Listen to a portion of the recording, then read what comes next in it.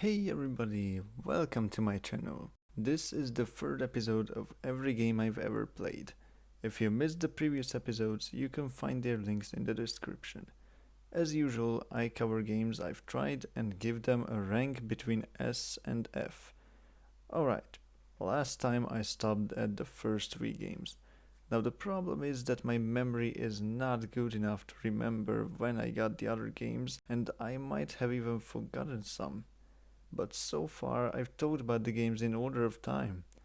If only there was a way to backtrack the games. Hmm.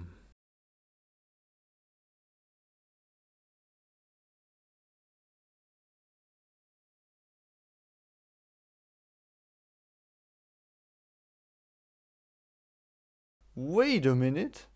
Actually, the Wii has a very cool function. It keeps count of your total playtime every time you play. So I can check these lists even from 2014. Was I crazy enough to do this? Of course! You can't complain that I didn't do my research. Let me start with a question.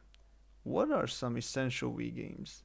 Well, there are various answers, but what most people agree with are the Wii games. Oh, I mean those games that became with Wii. Possibly the most well known and best one is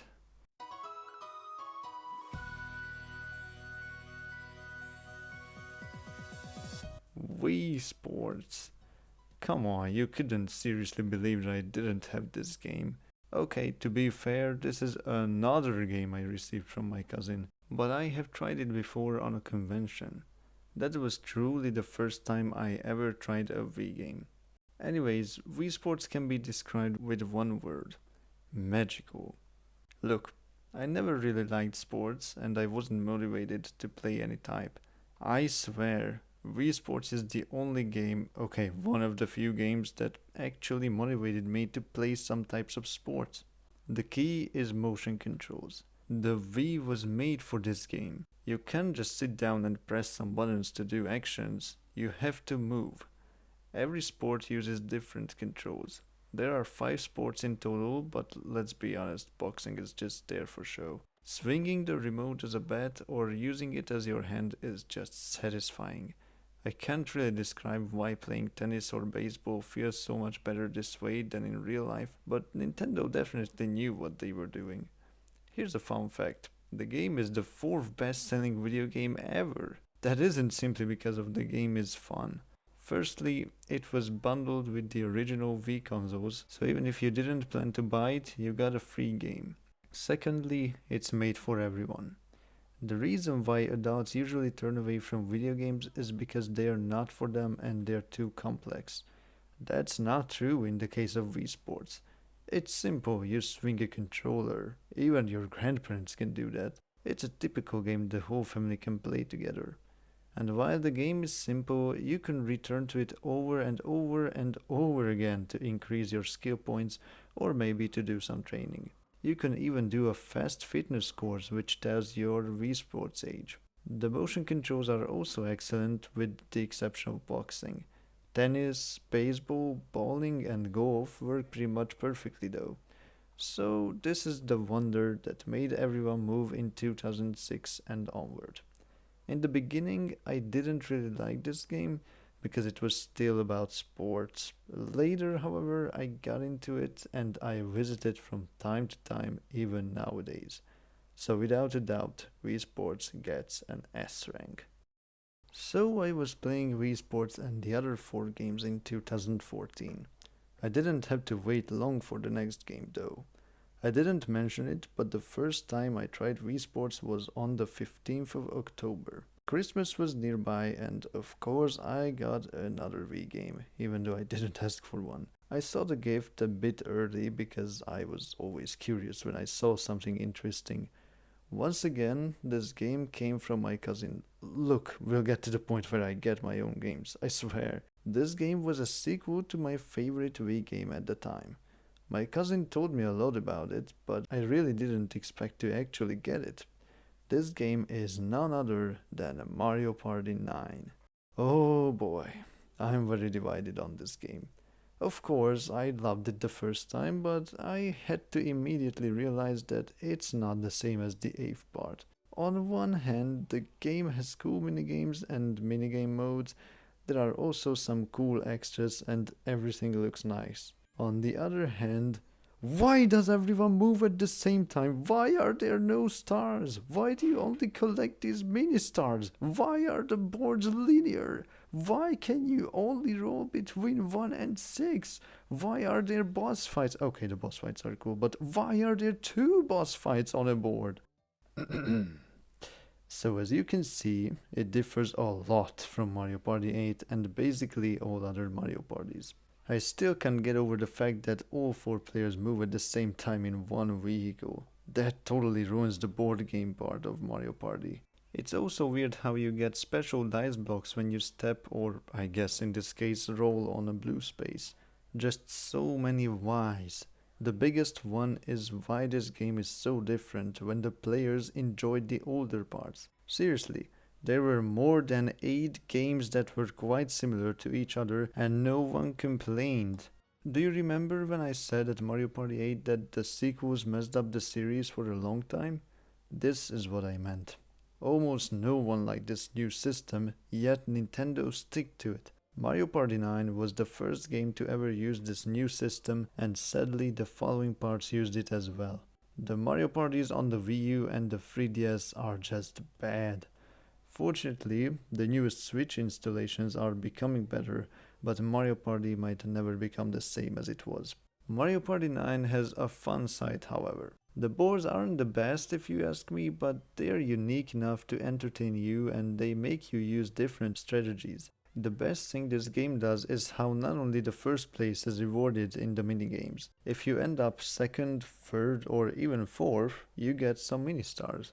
The character roster is also pretty good, not like there's much difference between the games. There are enough interesting new things to make this game enjoyable, but it's not fantastic. My friend has this game, so I had the chance to play it again, and it's not so bad. But still, I don't have this game anymore because I rather play Mario Party 8 or another part. Mario Party 9 is between a B or a C for me. Wow, it's hard to decide. Well, since I can't put it lower than Madagascar cards, it goes to B rank. I've probably messed up the ranking of some games, but it doesn't matter at this point. Some are hard to compare. Fast forward to the end of the semester in June. Now this is pretty odd, but my dad bought me a Wii game for that occasion.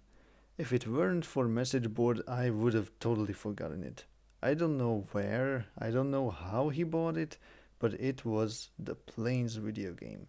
Do you remember Planes, the low budget cars movie? Okay, it was more than that, but nobody talks about it. The same goes for the game. I bet you didn't even know the film had a game. Oh, licensed games, the rock bottom of video games. Look, I don't want to roast this game, but there's absolutely nothing special about it.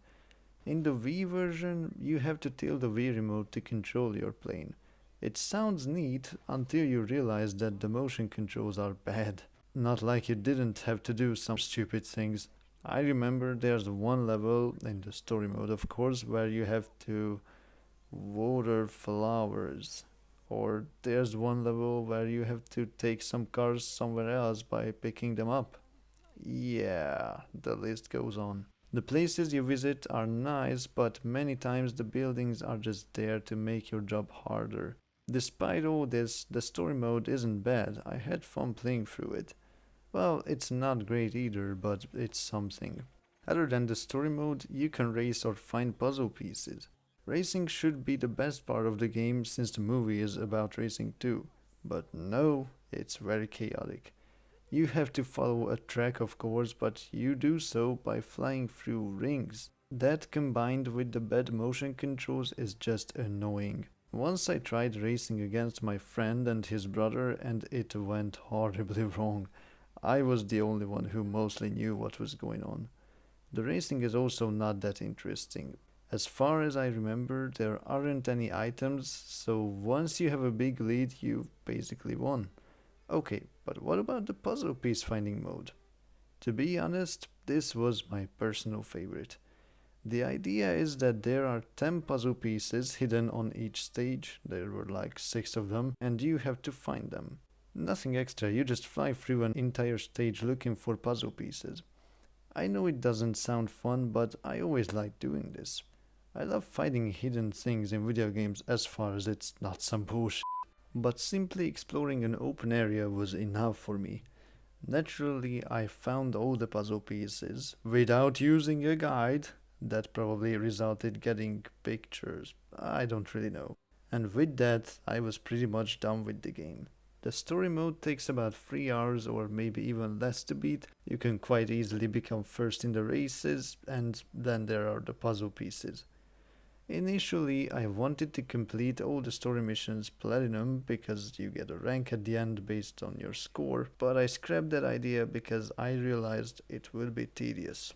Sometimes the scoring system is just unfair. So I was done with this game probably under 3 months. That's how few things you get with this game. Well, I don't think this game is really bad, but 1, I totally forgot about it, 2, the controls are bad, and 3, there's nothing that is very unique. Planes is exactly that game you beat and then forget it forever. Since there's already a fitting game in its category, I'm putting it in the D rank. June was only the warm up. At the end of July, we visited the Netherlands for the second time. It was great despite me having constant homesickness. We stayed over a week, I think, and we visited many places. Why do I mention all this? Well, firstly, I received another V game from my cousin. This is the last time, I swear. And I also got introduced to a game franchise I didn't know before. Fun fact, my cousin would have given me FIFA 14 as well, but it's the only game I've ever rejected. I'm not a huge football fan. The game franchise was none other than the beloved Super Smash Bros. Franchise. I tried the Wii U game with my cousin and I was absolutely blown away.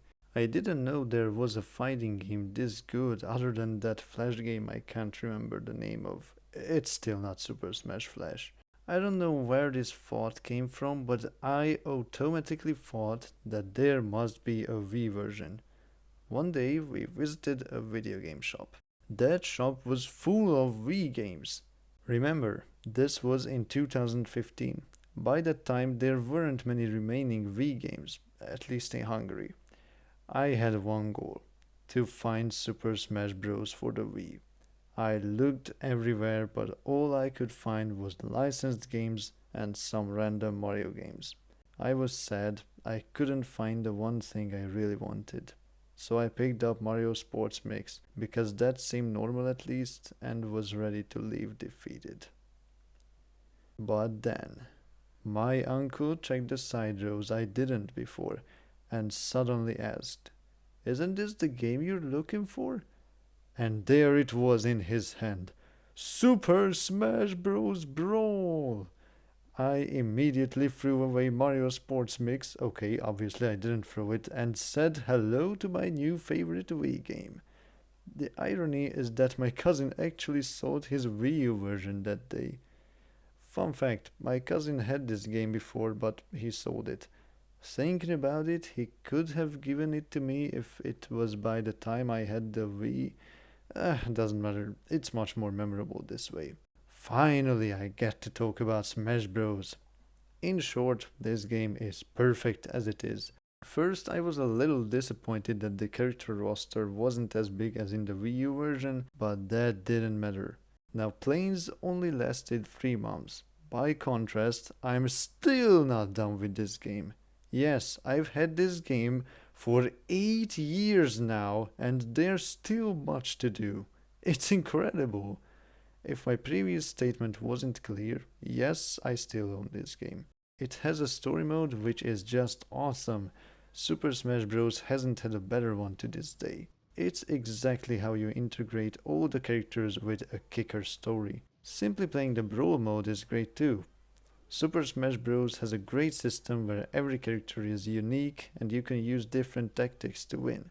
And the amount of possibilities. If you want to, you can play a match where most KOs count, or where the last one standing wins, or you can Collect coins? That's a weird one. You can also customize pretty much everything: the items, the stamina, the amount of lives, the stages, the characters. You can even make your own stages.